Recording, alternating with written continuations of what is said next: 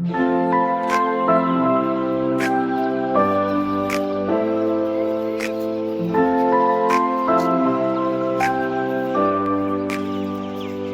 love endures, forever true. In joy and pain, He carries through. His grace is near through all our days. We lift our hearts in endless praise. Oh, hallelujah. God's love is faithful, ever new. Oh, hallelujah, hallelujah. His light will lead us safely through. In darkest nights, His hand we hold. His mercy shines more pure than gold.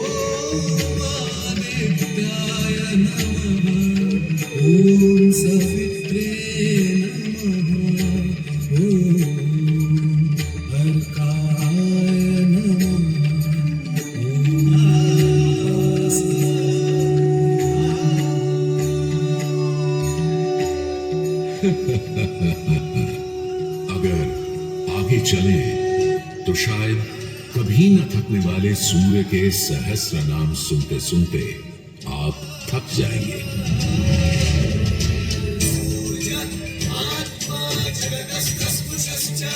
हमारी सभ्यता के सबसे पुराने और आधारभूत ग्रंथ ऋग्वेद के पहले मंडल में ही सूर्य का बखान करती है ऋचाएं, और सूर्य से मिली अग्नि से ही शुरू होती है ऋग्वेद की पहली ऋचा अग्नि, जो सूर्य के प्रकाश और ऊष्मा में थी।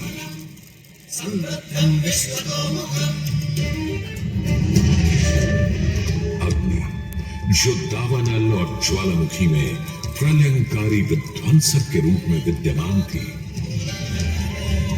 अग्नि जो चौखट पर पहरेदार तथा चूल्हे में एक मित्र के रूप में भी मौजूद थी।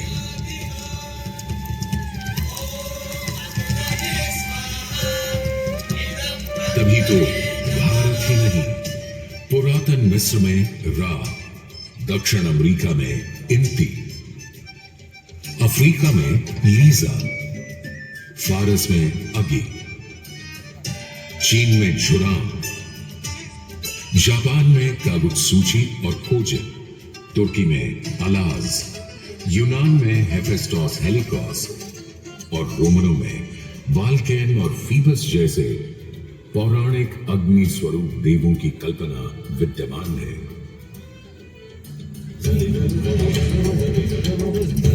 भारत में मान्यता है सूर्य ऋषि कश्यप और अदिति का पुत्र है। कहते हैं जब सूर्य की शादी विश्वकर्मा की पुत्री संजना से हुई तो संजना उसकी चमक से इतनी परेशान हो गई कि पिता विश्वकर्मा को छाया का निर्माण करना पड़ा, और तभी से चल रहा है सूरज की रोशनी के साथ धूप छांव का खेल। उन्होंने सूर्य के कुछ टुकड़े काटकर उसी से कर दिए थे भगवान विष्णु का चक्र, शिव का त्रिशूल, कुबेर की गदा और कार्तिकेय का भाला। किंतु इतना होने के बाद भी सूर्य बिना रुके अपने 7 श्वेत अश्वों के रथ पर आरूढ़ आकाश की परिक्रमा करता ही रहता है, करता ही रहता है।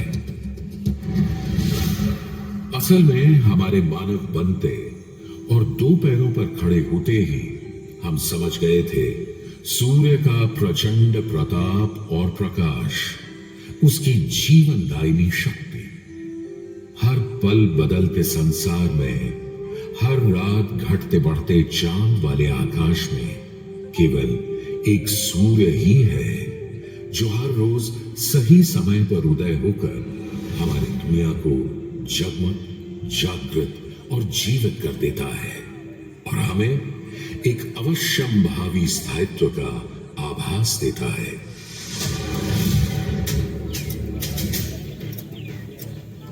सूर्य से ही तो हमारी फसलें, फल, पक हमें भोजन देते हैं। सूर्य से ही तो हमें बादल और बारिश मिलती है और सर्दियों में सूर्य जरा रूठा तो जीना दूभर हो जाता है।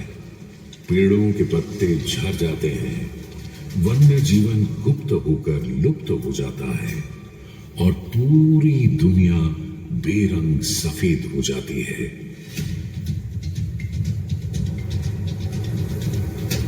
सूर्य ही तो सारे संसार को ऊष्मा, ऊर्जा और ओज से ओतप्रोत करता है। इसीलिए तो ऋग्वेद में कहा है, कांतिमय ईश जनों का मुख प्रकट हुआ है सूर्योदय के साथ। हे ईश्वर, इस आदित्य के उदय के साथ हमें अंधकार, दुर्भाग्य और पाप दोषों से भी बंधन मुक्त कर देना आज।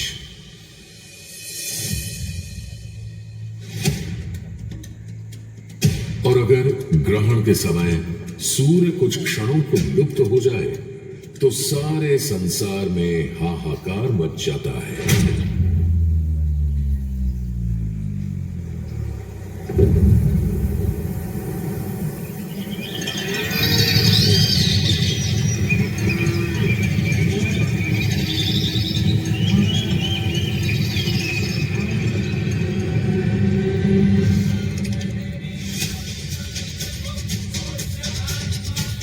यह सूर्य के अनंत गुणों का प्रभाव ही तो है कि सारे संसार में आदिकाल से सूर्य की अर्चना, आराधना और सूर्य मंदिरों का निर्माण होता रहा है।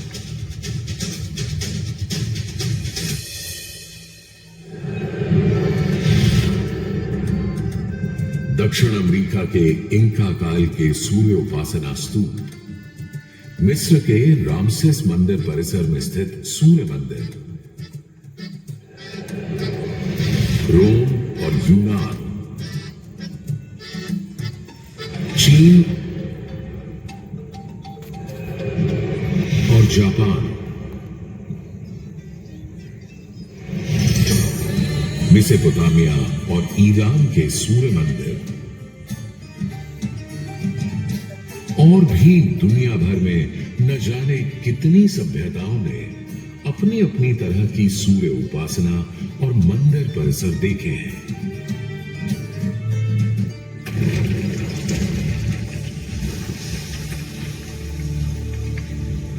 उत्तर में कश्मीर में बना मार्तंड मंदिर, जहां भारत भर के मंदिर परिसरों में सबसे विशाल है, तो पूर्व में ओडिशा का कोणार्क मंदिर सबसे वैभवशाली, पूर्वोत्तर में असम और मणिपुर के सुंदर सूर्य मंदिर देखते बनते हैं, तो दक्षिण में तमिलनाडु, केरल, कर्नाटक आदि के सूर्य मंडप अपनी अलग छटा रखते हैं। उधर उत्तराखंड, उत्तर प्रदेश, बिहार, मध्य प्रदेश, हरियाणा और हिमाचल में भी सूर्य मंदिरों की हार माला सी बनी है।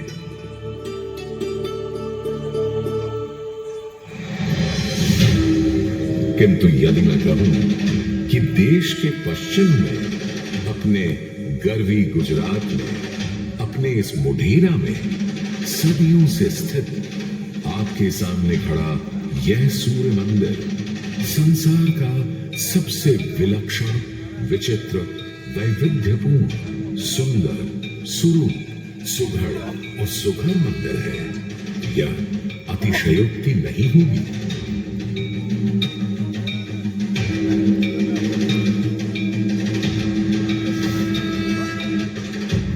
11वीं सदी में चालुक्य घराने के सूर्यवंशी सोलंकी सम्राट भीमदेव प्रथम ने तो यहां एक चमत्कार ही कर दिखाया। सम्राट भीमदेव प्रथम एक बड़े वीर और प्रतापी राजा थे। एक तरफ उन्होंने सोमनाथ का मंदिर तोड़ने वाले महमूद गजनवी से टक्कर ली और उसके तोड़े सोमनाथ को दोबारा से खड़ा किया, तो वहीं पूरे गुजरात में तमाम नए किले, मंदिर, तालाब और वाव बनवाए। उनके अद्भुत शिल्प प्रेम के आज तक साक्षी है सिद्धपुर का रुद्र महालय, पाटन का सहस्त्रलिंग तालाब, आबू और देलवाड़ा के मंदिर, वहीं उनकी प्रिय पत्नी रानी उदयमती ने बनवाई थी रानी की वाव।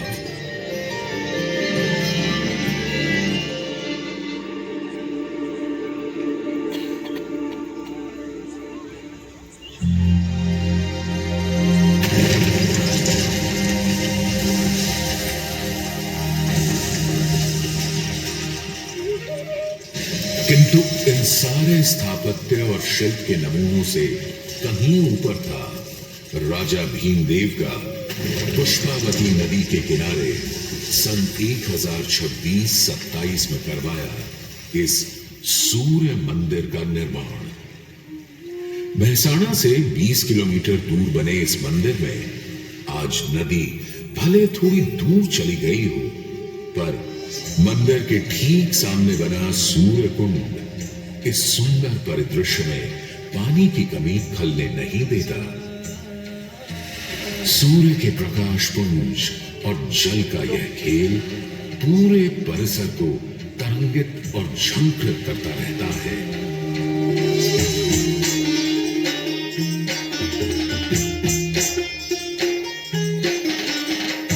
मंदिर के ठीक सामने बने विशाल कुंड में 108 छोटे बड़े मंदिर और उनमें रखी विविध देवी देवताओं की मूर्तियां इस मंदिर को एक अलग खास चरित्र दे देती हैं।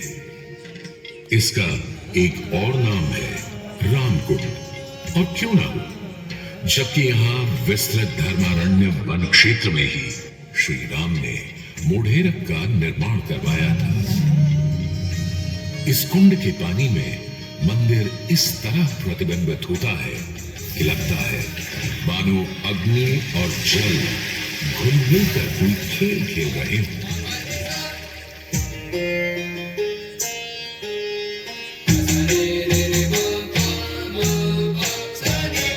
तालाब की तरफ से सीढ़ियां चढ़ते ही एक सुंदर तोरण आपका स्वागत करता है।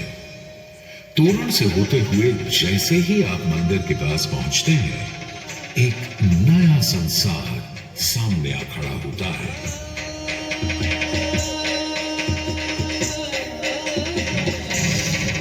मंदिर के सभा मंडप के सोपान पर बने 12 खंबे साल के 12 मास दिखाते हैं, तो 12 आदित्य और 12 गौरी भी यहाँ पत्थर पर उकेरी गई हैं।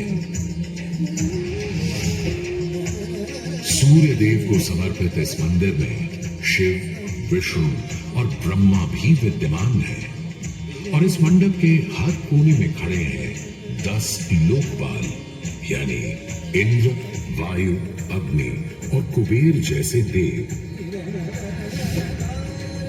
आज भी हजारों तीर्थयात्री यहाँ उत्तरार्ध महोत्सव मनाने और सूर्य को प्रणाम करने आते हैं। इस हेरिटेज साइट पर हजारों देशी विदेशी सैलानी भारत के इस विलक्षण सूर्य मंदिर को देखने, समझने, इसकी वैज्ञानिक पहेलियों को बूझने चले आते हैं। संसार और विशेषकर भारत में बने अधिकतर सूर्य मंदिरों की तरह मोढेरा के मंदिर को बहुत वैज्ञानिक सोच समझ से बनाया गया है। पूर्व पश्चिम धुरी पर पूर्वोन्मुखी यह मंदिर इस तरह रचा गया है कि विषुव पर्व के दिन, यानी उस दिन जब दिन और रात ठीक बराबर होते हैं, सूर्य की पहली किरण सीधे गर्भगृह में स्थापित सूर्य प्रतिमा पर ही गिरती थी।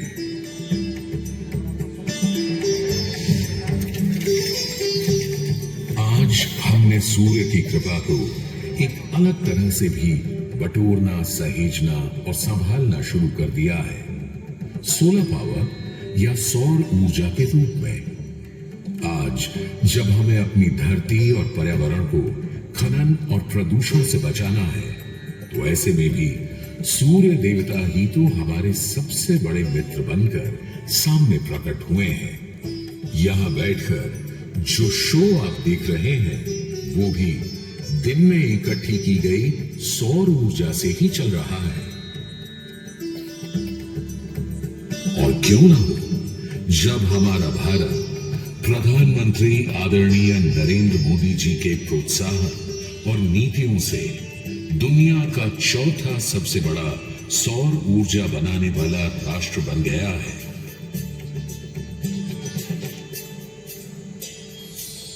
गुजरात देश का पहला राज्य है जिसने सौर ऊर्जा को ध्यान में रखते हुए नीतियां बनाई, निर्णय लिए।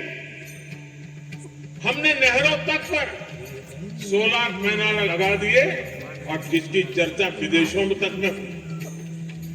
आज भारत रिन्यूएबल एनर्जी के उत्पादन के मामले में दुनिया की चौथी बड़ी ताकत है, दुनिया की।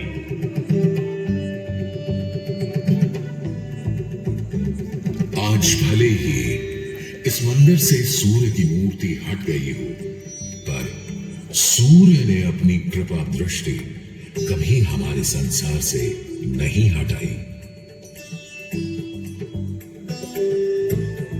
हम तो बस मोढेरा के सूर्य मंदिर में फिर आए और कवि प्रदीप की लिखी इन पंक्तियों से आकाश में विद्यमान सूर्य से गुहार लगाए कि जगत भर की जिंदगी के लिए, करोड़ों की रोशनी के लिए सूरज रे जलते रहना, सूरज रे जलते